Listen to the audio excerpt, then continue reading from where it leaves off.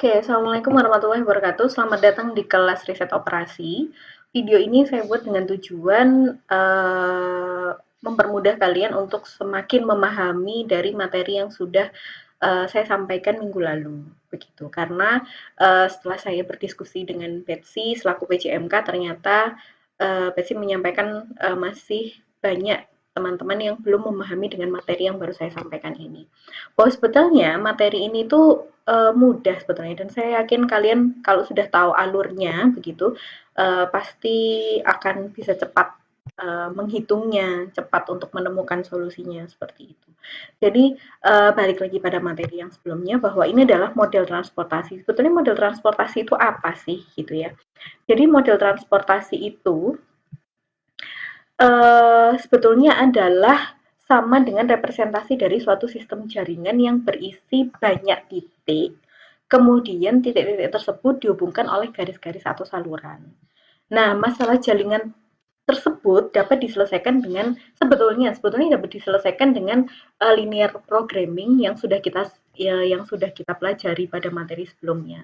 Tetapi karena terlalu banyaknya persamaan atas kendala yang ada sehingga metode ini menjadi tidak efektif begitu, dan kemudian para pakar itu melakukan pengembangan begitu ya, pengembangan metode sehingga dilahirkanlah metode transportasi ini begitu.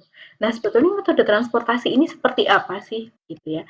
Jadi metode transportasi ini sesederhana begini. Kalau kalian tahu, misalkan saja Indomaret begitu ya.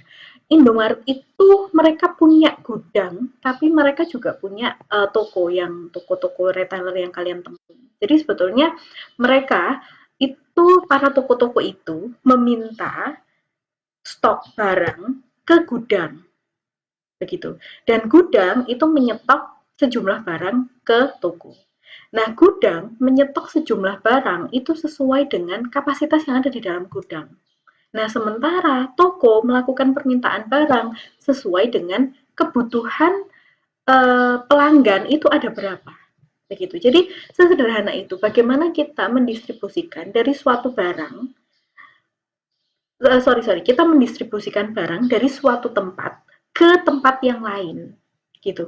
Jadi sederhananya dari sumber ke tujuan begitu. Nah, di sini ilustrasi yang ingin saya tunjukkan adalah bahwa kita punya pabrik begitu ya. Ada pabrik pertama, pabrik kedua, dan pabrik ketiga. Nah, pabrik ini yang memproduksi barang begitu. Nah, kemudian barang yang sudah di produksi oleh pabrik pertama, pabrik kedua, dan pabrik ketiga ini kemudian akan kita distribusikan ke gudang pertama, gudang kedua, dan gudang ketiga. Nah, secara kebetulan saja saya membuatnya punya 3 pabrik dan punya 3 gudang. Bisa jadi pada suatu saat nanti kalian akan menemui suatu kasus di mana mungkin pabriknya hanya 3 tapi gudangnya ada 5 misalkan gitu. Atau gudangnya ada 7, ada 10 begitu. Bisa jadi seperti itu. Tetapi untuk memudahkan pemahaman ini saya membuatnya sama. Pabriknya 3, gudangnya juga 3. Nah, kita memikirkan begitu bahwa di mana di sini pabrik ini dia memproduksi dan gudang ini yang menerima, yang meminta hasil produksinya itu tadi. Begitu. Nah, yang dimaksud dengan model transportasi di sini adalah bagaimana dari pabrik satu ini didistribusikan ke sejumlah gudang sesuai dengan permintaannya gitu. Kalau ternyata di sini pabrik satu memproduksi hanya 50, sementara gudang satu memintanya 70. Nah, apakah cukup gitu? Nah, kan tidak cukup. Maka dibutuhkan suplai dari pabrik yang kedua, ketiga, dan seterusnya.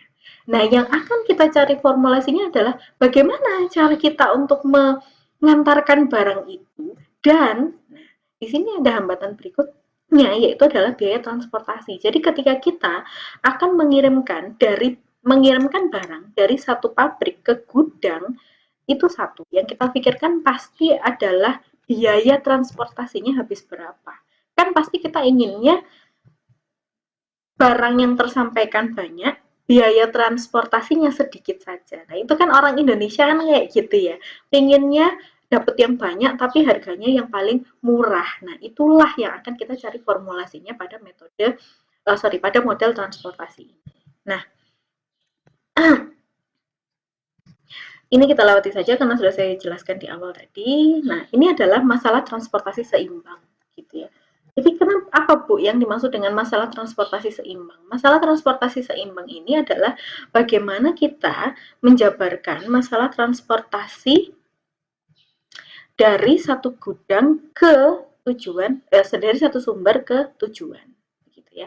Jadi masalah pada transportasi seimbang muncul ketika jumlah supply dari suatu sumber, gitu ya. Sumber itu kan berarti tadi pabrik ya yang kita jelaskan tadi, sama dengan jumlah permintaan pada semua tujuan, gitu. Jadi cukup gitu antara sumber dengan tujuan itu pas. Begitu. Itu adalah masalah transportasi seimbang. Gitu ya. Nah, ini adalah contoh masalah transportasi seimbang. Yang pertama kali ingin saya terangkan kepada kalian adalah bagaimana cara membaca tabel ini. Gitu ya. Jadi di sini ada permintaan dan di sini ada penawaran. Permintaan itu bukan lain adalah kapasitas dari permintaan dari suatu pasar.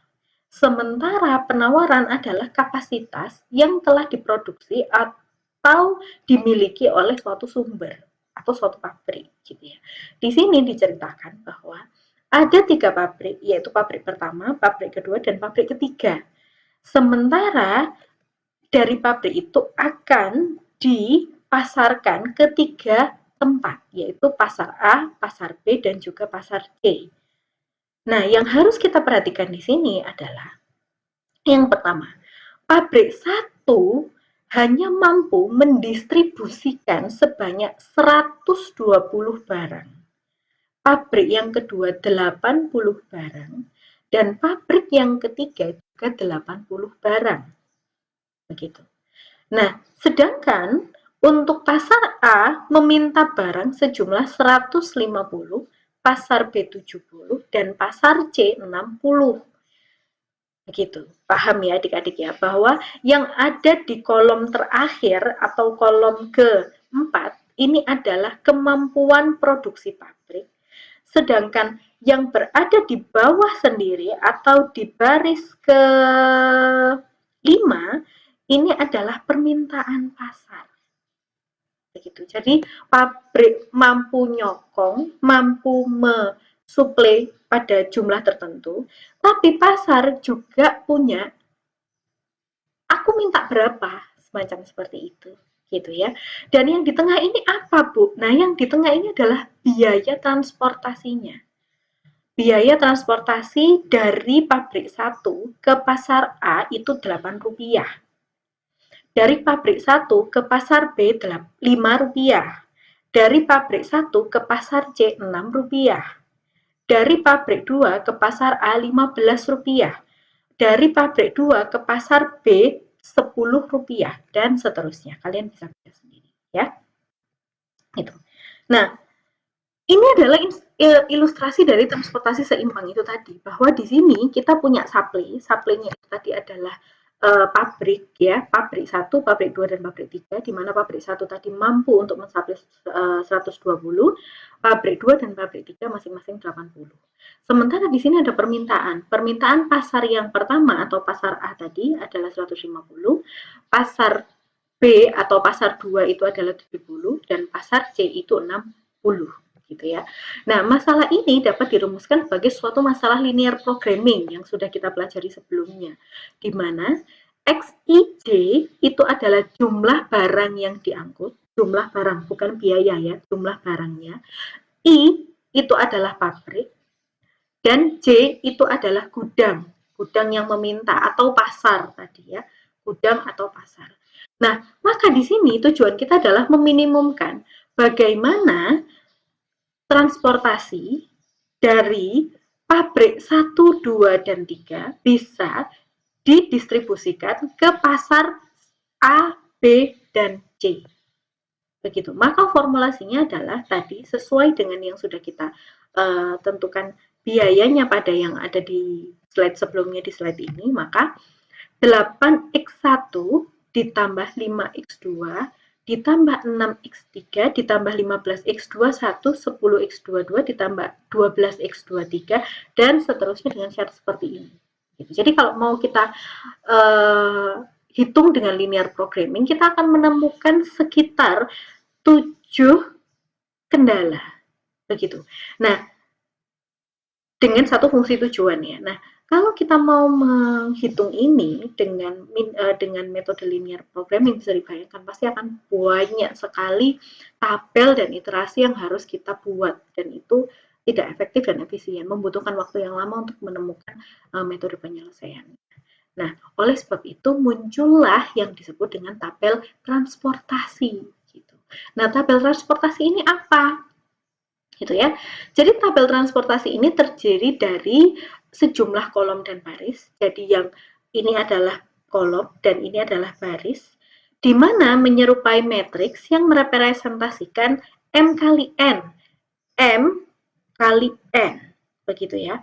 Kotak M itu mewakili permintaan. Nah, permintaan yang ada di sini. Sementara N itu mewakili supply-nya. Si pasar atau si sumber itu tadi berani mensuplai berapa. Nah, yang harus kalian perhatikan di sini adalah bahwa di sini ada X dan di sini ada C. X itu adalah jumlah barang yang diangkut, gitu ya. XIC. Maka di sini adalah X11, maksudnya adalah jumlah barang yang diangkut dari pabrik pertama ke pasar pertama. Kalau X12 berarti barang yang diangkut dari pabrik pertama ke pasar kedua. Dan seterusnya. Tapi di sini juga ada CIC. CIC itu adalah biaya transportasi yang dibutuhkan. Karena kan seperti yang kita kembali di awal tadi ya, bahwa untuk mengangkut, itu kita mau mengangkut satu, berapa jumlah barangnya, dan berapa biaya yang dibutuhkan untuk mengangkut jumlah tersebut. Begitu. Jadi ini dulu yang harus kalian tamatkan. Istilah-istilah yang ada di sini dulu. Bahwa di sini adalah jumlah barang yang diangkut, kemudian kotak kecil yang ada di sini itu adalah biaya transportasi per unit. Biaya transportasi per unit yang dibutuhkan untuk mengangkut barang di dalam XIC ini tadi.